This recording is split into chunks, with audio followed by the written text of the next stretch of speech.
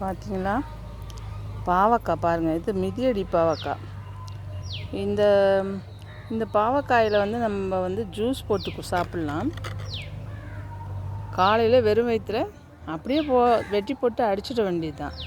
அடித்து ஜூஸ் ஆக்கி அப்படியே குடிச்சுக்கணும். ஒரு 100 ml 50 mlன்னு கணக்கில் குடிச்சிட்டிங்கன்னா சர்க்கரை நல்லா குறைஞ்சிரும். இந்த பாவக்காய் தான் யூஸ் பண்ணணும். நல்லா கசப்பாக இருக்கும். இந்த செடி தானாக தான் முளைச்சிருக்கு. இப்போ தான் காய்ச்சதே நானே பார்க்குறேன். இந்த பக்கம் வந்தப்போ தான் பார்க்குறேன். இன்னும் அங்கங்கே இருக்குது, காய் இருக்குது. இது வந்து சர்க்கரை உள்ளவங்க ஜூஸ் ஆக்கி சாப்பிட்டிங்கன்னா நேரடியாக ரத்தத்தில் கலந்துரும்.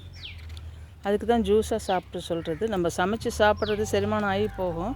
ஆனால் இது ஜூஸாக எடுக்கும்போது அது நல்லா ரத்தத்திலே நேரடியாக கலந்து சர்க்கரையோட அளவை குறைச்சிடும். இன்சுலின் நல்லா ஏறிக்கும்.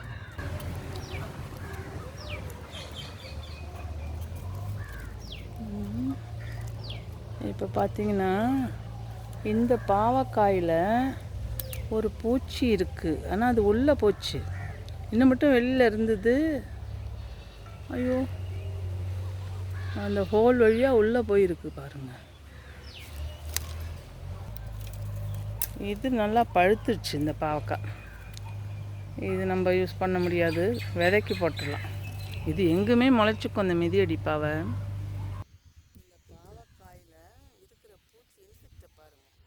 இது ஒரு வண்டு. இது அப்படியே தொலைச்சிடும் கொஞ்சம் நேரத்தில். எல்லாம் அந்த பாவக்காயெல்லாம் தொலைச்சிடும். இது அப்படியே ஏதாவது இந்த சோப்பு தண்ணி அடிப்பாங்க. சோப்பு தண்ணி அடித்து இதை வந்து கண்ட்ரோல் பண்ணிடணும். அப்படி பாருங்களேன், அது நான் கையில் எடுத்தோன்னே எப்படி இடைஞ்சு போகுது பாருங்கள். என்னமா போகுது, அது பறக்கும். அது